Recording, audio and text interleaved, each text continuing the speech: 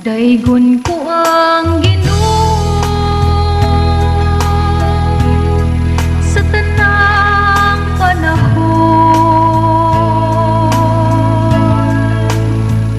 Ang iyang pagdaig maania kanunay sa akong baba. Pahimaya ang akong talan diha sa Ginoo. Ang mapaubsanon makadungog kanako ug malipay. Tagamtama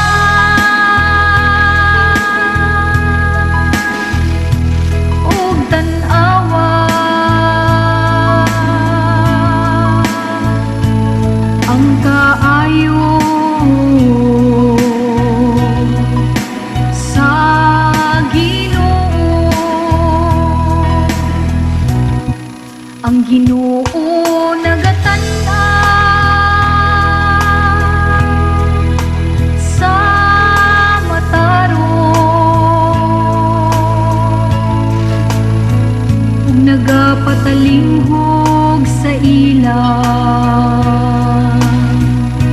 mga singgi. Ang Ginoo nagasudyan sa mga nagbuhat ug dautan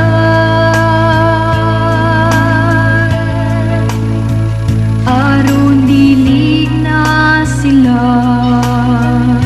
hinumduman sa yuta. Tagamtama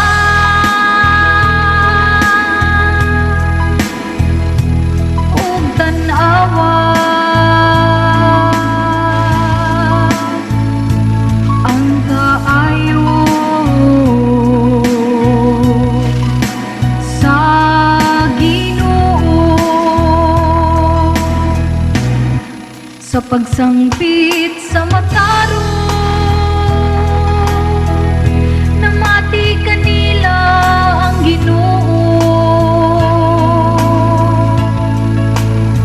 Ug sa tanan nilang mga kasakit giluwas niya sila. Ang Ginoo hadol sa gisulay nga tawo ug sila nga nag-uol sa espiritu iyang giluwas. Tagamtama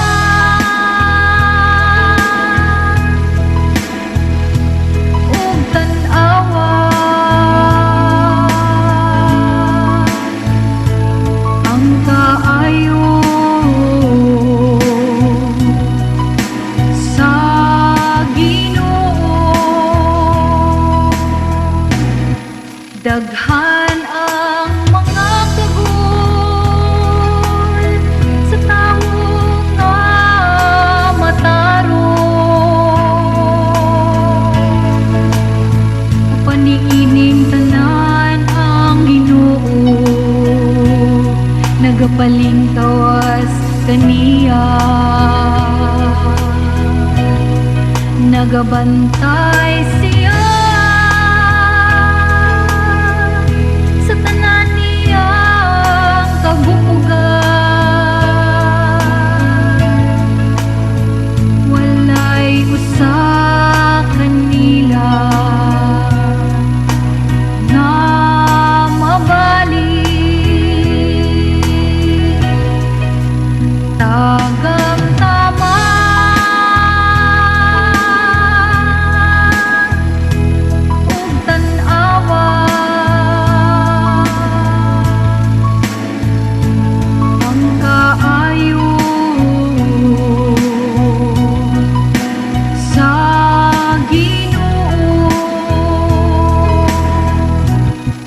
daotang mga buhay